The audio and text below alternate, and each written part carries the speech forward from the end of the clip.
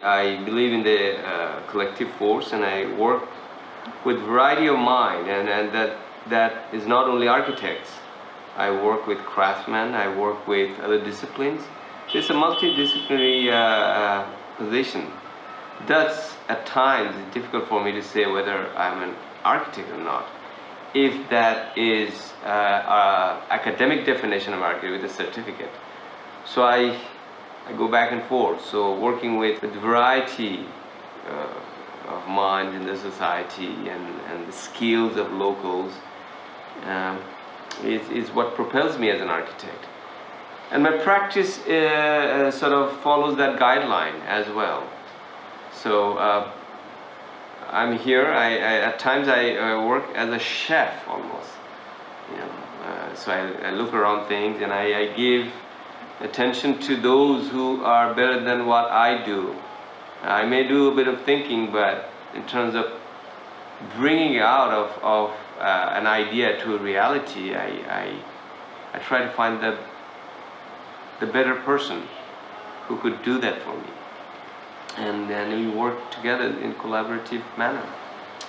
For me, nothing is dead. There is this saying that it's a dead material, live material, natural material. I consciously try not to look at anything sort of dead or constructed. For me, everything has a hidden energy, principle of material. And for me, it's an opportunity or scope, and no matter how small or large of a thing I'm handling, for me it's important that to bring out the essence. For me, essence and spirit of material is very, very important. And my selection of material right now that I practice in Dhaka, Bangladesh, has a very specificity of its user. I don't want to bring in an individual user into my very interior of my mind through my work and have them challenged for their intelligence. I really don't enjoy that at all. I think my work should allow the user to expand their mind and to look at things and say, aha, I understand this. This is what it is. And then perhaps there are certain surprises that they didn't expect. And that is where I become very personal with the space. So that, it's not that you read 2 pages of a novel and you understand the whole thing. It is a journey. Well, change is inevitable. It will change. Change is constant. That is what progress means. But I think there is this sense of ruptured progress. I think we are not really making positive addition to this change. Our change is for the sake of change many a times. And I think in doing so, the city gets physically gets constructed by those who would never own the city. The craftsmen, the construction people, the everyday passers-by. They're here to make their living. So I, as an architect, feel strongly that, of course, we should move forward, but we should have some understanding where we're coming from. So there's a linkage. We cannot go back to 20 years. It's no point. But if we do have certain positive things that we have learned 20 years ago, and if you can bring it in a new form or format into our today's living and push it farther for the future, and that comes from a very perception to have that futuristic settlement is very, very important. And many a time, I think we as a nation or the urban dweller, it has to do with capital too. That we are running so fast, almost like a racehorse with a black, blindfolded, and it's just pushing forward. I think it's okay to slow down a little bit. If you ask me, I would like to slow down. And in my own practice, I'm a lot slower than many others of my colleagues. Slowness will allow me, or does allow me, to see things more clearly. But I do see a bit of light.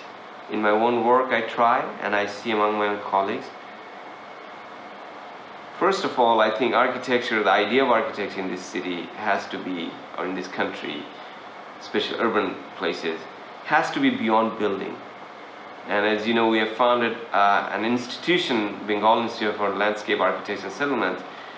We're pushing that. And so forget the building. Building will come as a byproduct. But do you understand the land? Do you understand the weather? Do you understand the air? Do you understand the soil, you know? Do you understand the water? The 80% is water. So once we begin to understand the land itself, and the land would speak through the construction of the building. And I think I'm so happy that I lived the time of Jeffrey Bawa, you know. He's gone, but his residue of his energy still resonates throughout the world, especially in Asia. So there's a lot to learn from someone like him. And so wish us luck. You know, we'll somehow get there. Well, you know, I think this dialogue between you and I, and the dialogue on the subject of architecture and a city, I think it's very important to have for the mass mind to see, hear, and question. Many a time, as a nation, you know, for too long, for almost like 1,000 years, we were asked not to question. If you were to go 2,000 years of history of Bengal, and for the last 2,000 years, we were told, do not ask, just do it. Go to the field, prune the field, do not ask what to do. But it's only time that we had since 71, it's like bizarre, 2,000 years in 1971, that we are given the opportunity to think for ourselves. And so it's too short for us to sort of come to a point and answer and question and give answer again to questions. It's not possible. What is possible is to raise awareness, and this kind of conversation among